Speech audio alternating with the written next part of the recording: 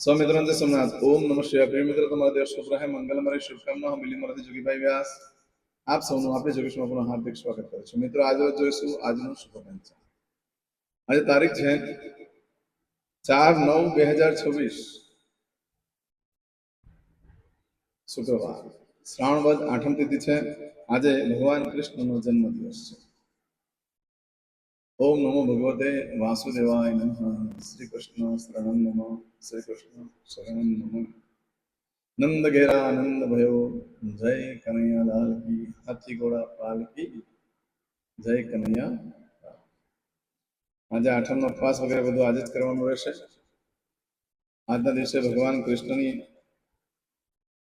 જન્મ જયંતિ હોવાને કારણે જન્મદિવસ છે તો ભગવાનના મંદિરે જઈ રાત્રે કૃષ્ણ જન્મ કરવો જોઈએ આનંદ ઉત્સાહથી ઉપવાસ વગેરે તમે કરો છો પરંતુ ઘણા લોકો શું કરે ભગવાન કૃષ્ણનો જન્મ થઈ જાય એટલે જમી લેતા હોય છે રાત્રિના ભોજન કરવાની ના છે તમારો ઉપવાસ નહીં ગણાય એટલે તમારે સવારે 6 વાગ્યા પછી જ ખાવાનું ઘણા કૃષ્ણ જન્મ થઈ જાય એટલે હાઈવે પર પહોંચી જાય પછી ખાવાનું એવી રીતે ઉપવાસ તોડી દેશો નહીં ઉપવાસ તમારે બીજે દિવસે સવારે 6 વાગે છૂટે છે સ્નાન કર્યા બાદ ભગવાને રાત્રે ઘરમાં જન્મ કરાવવો જોઈએ પારણું બનાવો માખણ મિશ્રી બધું ભગવાનની પાસે મૂકી દેવાનું જ્યારે રાત્રે 12 વાગે એટલે ભગવાનનો જન્મ કરવો ભગવાનનો જન્મ ઘરમાં થાય પછી તો કોઈ અશુભ તત્વનો પ્રવેશ થવો બહુ અઘરો થઈ જતો હોય છે ઘરમાં આનંદ જ રહે છે કોઈ તકલીફ આવતી નથી ઘરમાં જ્યાં ભગવાનનો જન્મ થયો હોય ભગવાનનો ઘરમાં પ્રવેશ થઈ જાય તો એ ઘર પછી મંદિર જેવું જ થઈ જતું હોય છે અને દરેક જણાએ ઘરમાં લાલાનો જન્મ કરવો છે એ પાછળ બધાને કૃષ્ણ જન્મની ઘણી ઘણી શુભકામના આજનો જોઈશું આજનું શુભ પંચાંગ આજે બાળકનો જન્મ થાય છે એની તિથિ ગણાય છે આઠમ તિથિ આજે મળસ્કે 2:26 થી શરૂ થઈ આવતીકાલે મળસ્કે 15 મિનિટે પૂર્ણ થઈ જાય છે આજે બાળક રાત્રે 15 મિનિટ પછી જે બાળકનો જન્મ થયો આજે 5 તારીખે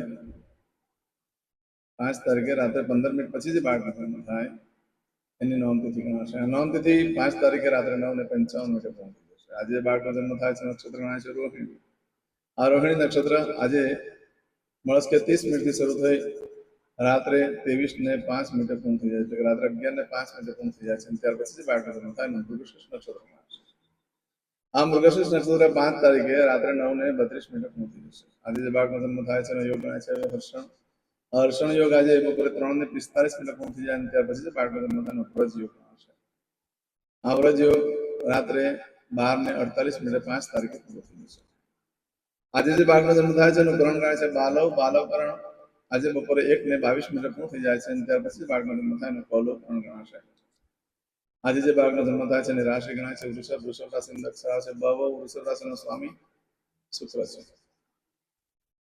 આ વૃષભ રાશિ આજે આખા દિવસમાં કોઈ પણ બાળકનો જન્મ થાય બધાની રાશિ વૃષભ ગણાશે વૃષભ રાશિ 5 તારીખે સવારે 10:19 મિનિટે પૂર્ણ થાય છે એટલે ત્યાં સુધી જે બાળકોનો જન્મ થાય બધાની રાશિ વૃષભ ગણાશે રાશિ તિથિ વાર નક્ષત્ર યોગ કરણોની અંદર જેનો જન્મ થાય તેનો બને તે રીતે ચોક્કસ પ્રમાણે પૂજા વિધિ કરી લો જેથી કરીને જીવન તમારું સરળ બની જાય આજે જે કોઈ મારા સબસ્ક્રાઇબ મિત્ર મારા ઘર પરમાંથી કોઈ પણ સદસ્યની વર્ષગાંઠ છે મેરેજ એનિવર્સરી છે બધાને ઘણી ઘણી શુભકામના તમારા જીવનમાં ખૂબ પ્રગતિ ઉન્નતિ થાય ભગવાન શંકર તમારી બધી મનોકામના પૂર્ણ કરે આજે જે કોઈ મારા સદસ્ય જે ઘરના સદસ્ય હોય કે પછી મારા સબસ્ક્રાઇબ મિત્ર હોય એમના ઘરે કોઈની પુણ્યતિથિ છે તો પુણ્યતિથિ નિમિત્તે આજે ગાયને ખવડાવવું જોઈએ કૂતરાને ખવડાવવું જોઈએ કાગડાને ખવડાવવું જોઈએ બ્રાહ્મણોને અન્નદાન કરો ભિક્ષુકોને અન્નદાન કરો ભગવાન શંકરના મંદિરે જાઓ પીપળાના ઝાડને ફતે દૂધ જાઓ પાણી ભેગું કરીને ચડાવી દીવો કરો અને પીપળા પાસે ભગવાન નારાયણને પ્રાર્થના કરવાની કે મારા પિતૃને સદગતિ પ્રાપ્ત કરાવો અને ત્યાર પછી ચોખ્ખું પાણી મહાદેવને ચડાવી દો ત્યાં પણ પ્રાર્થના કરી દો આટલું ચોક્કસ કરો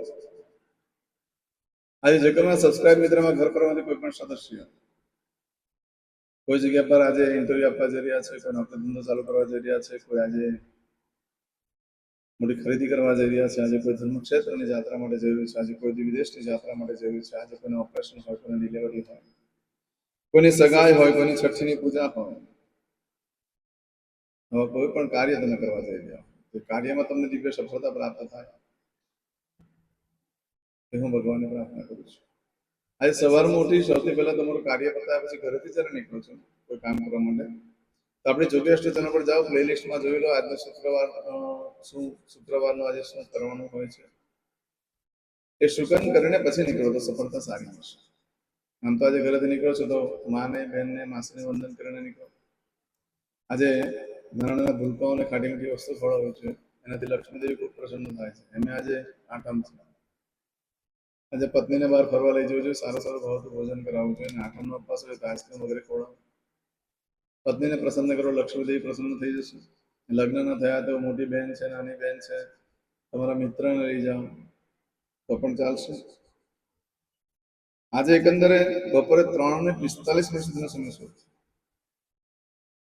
આ બધા કાર્ય કરતા પહેલા આજે ઘરેથી નીકળો છો ત્યારે તમારા દેવસ્થાનની અંદર પૂજાનું જે સ્થાન છે ત્યાં માખણ મૂકી દો, કોપરાનો છીણ અને સાકર દળેલી હોય તે આ બંને વસ્તુ 3 વસ્તુ મૂકી દો. ભગવાનને ધરાવ્યા પછી રાત્રે ધરાવો અને ત્યાર પછી બધાને પ્રસાદ તરીકે વેચી દો. પંજરી પણ ધરાવી જોઈએ. ઘરમાં શુભ લક્ષ્મીની પ્રાપ્તિ થશે. આજના દિવસે કોઈ પણ કાર્ય કરવા માંગે છે તેના માટે ચોક્કસ શું સમય છે જોઈ લઈએ. આજે સવારે 6 થી 10:30 વાગ્યા સુધીનો સમય શુભ રહેશે. આજે બપોરે 12 થી બપોરે 1:30 સુધીનો સમય શુભ રહેશે. આજે સાંજે 4:30 થી સાંજે 6 વાગ્યા સુધીનો સમય શુભ રહેશે. રાત્રે 9 થી રાત્રે 10:30 વાગ્યા સુધીનો સમય શુભ રહેશે. અને રાત્રે 12 થી આવતીકાલે મળસ્કે 4:30 સુધીનો સમય પણ શુભ રહેશે. આ સમયગાળા દરમિયાન તમે કોઈ કાર્ય કરો છો તેમાં સારી સફળતા પ્રાપ્ત થઈ શકે છે. પરંતુ મિત્રો આજના દિવસે બપોરે 3:45 સુધીનો સમય શુભ છે. એમાં તમે જે કાર્ય કરો છો એમાં સારું ફળ પ્રાપ્ત થઈ શકે. ત્યાર પછીનો સમય બહુ યોગ્ય નથી. આ સમયગાળા દરમિયાન પણ તમે કોઈ કાર્ય કરો છો તો એમાં તમારી કોઈ વસ્તુ ચોરાઈ ગઈ, ખોવાઈ ગઈ તો 7 દિવસમાં મળશે. આ સમયગાળા દરમિયાન કરેલી કાર્યની અંદર દિવ્ય સફળતા પ્રાપ્ત થાય છે, સુખ સમૃદ્ધિ પ્રાપ્ત થાય છે, ચારેય દિશાઓમાંથી મદદ મળી રહે છે. આ સમયગાળા દરમિયાન ખરીદી કરવું પણ શ્રેષ્ઠ, વેચાણ કરવું પણ શ્રેષ્ઠ. વાહન ખરીદી કરી શકો, સોનાની ખરીદી કરી શકો, જમીનની ખરીદી કરી શકો, ઘર મિલકત ખરીદી કરી શકો છો. ઘરમાં જરૂરિયાતમાં જે ખાસ વસ્તુ હોય, ઇલેક્ટ્રોનિક્સ આઇટમ વગેરેની પણ ખરીદી કરી શકો છો. મતલબ આજે તમે દરેક વસ્તુ બપોરે 3:45 પહેલા ખરીદી કરી શકો છો. યોગ્ય સમય છે. આ સમયગાળા તમે ઇન્ટરવ્યુ આપો પણ ચોક્કસ સફળતા મળી શકે છે. આજે નવા વસ્ત્ર ધારણ કરવાથી જે લોકો ચિત્રકામ કરતા હોય છે, પેઇન્ટિંગનું કામ કરતા હોય છે, ડિઝાઇનિંગનું કામ કરતા હોય છે, શોભા વધારવાનું કામ કરતા હોય છે, કોમ્પ્યુટર પર ડિઝાઇનર તરીકે કામ કરતા હોય છે, એ બધાને આજે નવા વસ્ત્ર ધારણ કરવાથી ખૂબ જ કલાકારીગીરીમાં પ્રગતિ થશે, સારું જ્ઞાન પ્રાપ્ત થશે. નવા વસ્ત્ર ધારણ કરવાનું બહુ જ મહત્વ છે. જે આયોજન કરતા હોય છે, જે પ્લાનિંગ કરતા હોય છે તે લોકો માટે શ્રેષ્ઠ દિવસ છે.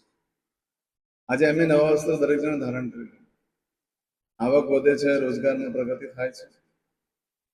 જે ભાઈઓ બહેનોના લગ્ન ન થતા હોય તે લોકો આજે નવા વસ્ત્ર ધારણ કરી લો, તમારા માટે પણ સારી જગ્યાથી લગ્નની વાત આવી શકે છે.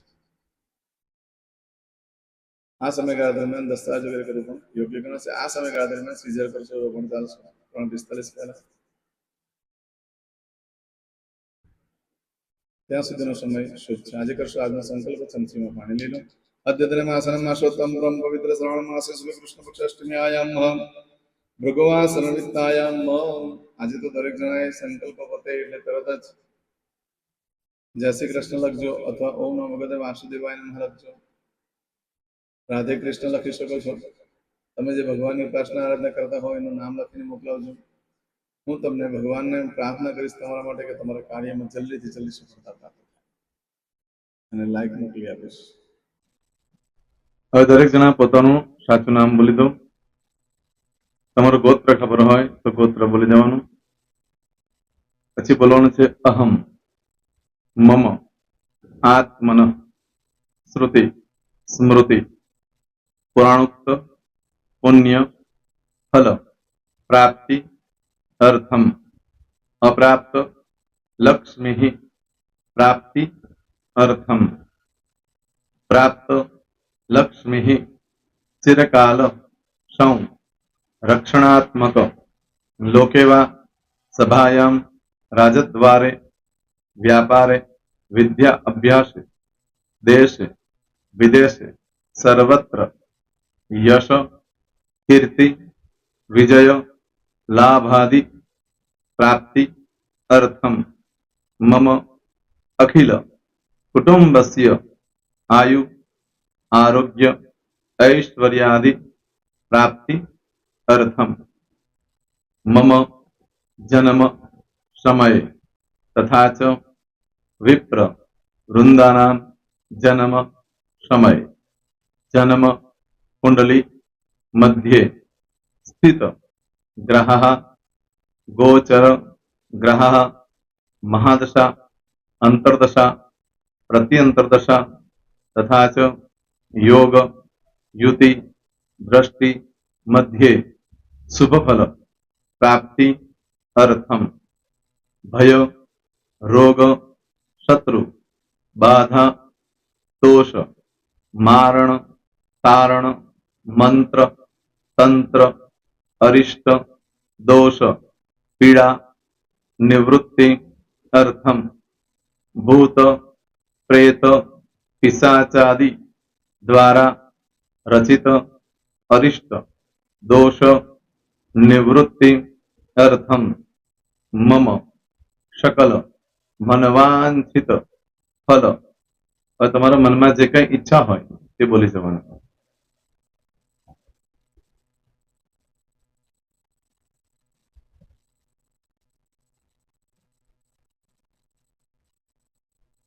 બોલવાનું અનુસારતઃ सकल मनवांछित फल प्राप्ति अर्थम. હવે જે બરકતની પૂજા વાળા છે એ લોકો તો આ બધું બોલવાનું જ હોય છે, એ લોકો માટે કોઈ સ્પેશિયલ નથી. પણ જે લોકોએ હવે જે કહું છું તે લોકોએ જ બોલવાનું, જેના લગ્ન થઈ ગયા હોય એ લોકોએ બોલવાનું છે. મમ દાંપત્ય જીવન મધ્યે સુખાકારી પ્રાપ્તિ અર્થમ પુત્ર પૌત્રાદि સંતતિ પ્રાપ્તિ અર્થમ. આ સંતાન પ્રાપ્તિ વાળા માટે પણ આવી જાય છે.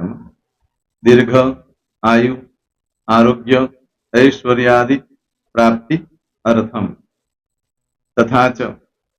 હવે જેના લગ્ન નથી થયા તે લોકોએ બોલવાનું. મમ જટટી વિવાહ योग प्राप्ति अर्थम विवाह पश्चात दाम्पत्य जीवन मध्य सुखाकारी प्राप्ति अर्थम. હવે જે લોકોને સંતાન પ્રાપ્તિ નથી, જે લોકોને સંતાન પ્રાપ્તિ છે કરવી છે એ લોકોએ બોલવાનું. मम दाम्पत्य जीवन मध्ये सुखाकारी प्राप्ति अर्थम तथा च दीर्घ आयु आरोग्य ऐश्वर्यादि समन्वित संतति सुख प्राप्ति अर्थम. હવે જે અભ્યાસ કરી રહ્યા છો છોકરા વિદ્યાર્થીઓ છે તે લોકોએ બોલવાનું છે. મમ વિદ્યા અભ્યાસ મધ્યે ઉત્તરો ઉત્તર પ્રગતિ उन्नति सानुकूलता पूर्वक दिव्य सफलता प्राप्ति अर्थम. और जो लोग विदेश में जवा मांगता हो के सीट में जवा मांगता हो, मतलब भारत देश ने बहार जने धंधो व्यापार करवा मांगता हो ए लोग अथवा विदेश जवा मांगता हो कायम माटे ए लोग बोलवानुं छे. मम जटटी विदेश गमन योग प्राप्ति अर्थम विदेश गमन कार्य मध्य सानुकूलता पूर्वक दिव्य सफलता प्राप्ति अर्थम. आरोग्य वाળા બોલવાનું છે, જેને આરોગ્યની પૂજા આપેલી હોય એ લોકોને. એમ તો દરેક જણા જ બોલવાનું. બોલો મમ આયુ આરોગ્ય ऐश्वर्यादि प्राप्ति अर्थम.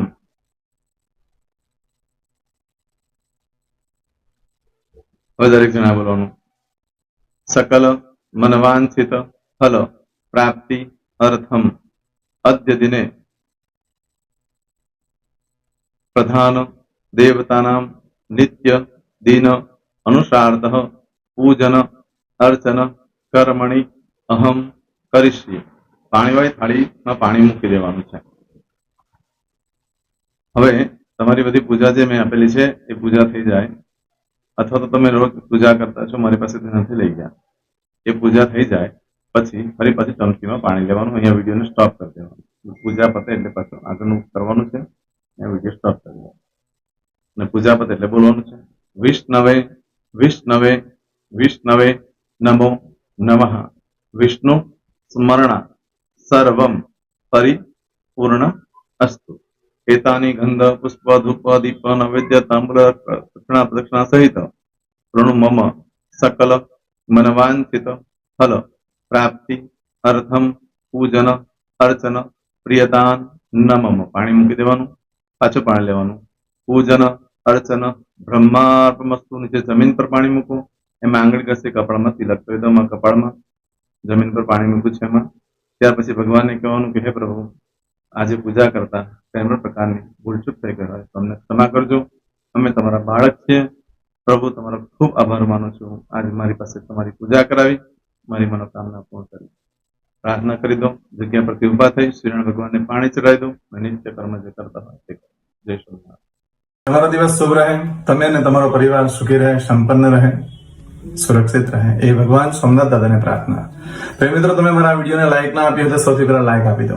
અને ત્યાર પછી જો તમે મારી આ ચેનલ સબસ્ક્રાઇબ ન કરી હોય તો સૌથી પહેલા સબસ્ક્રાઇબ કરી લો અને બેલ આઇકોન ઓલ પર ક્લિક કરવાનું ભૂલશો નહીં, જેથી કરીને સૌથી પહેલા નવી વિડીયો જે કંઈ મૂકું એ તમને મળે. મિત્રો, કંઈ પણ મૂંઝવણ હોય તો મને આ નંબર પર તમે ફોન કરીને પૂછી શકો છો. મારો મોબાઈલ નંબર છે 9825546459. મિત્રો, કોમેન્ટ્સમાં જય સોમનાથ લખવાનું ભૂલશો નહીં. ફરી પાછા નવા વિડીયો સાથે મળીએ. ત્યાં સુધી સૌને જય સોમનાથ.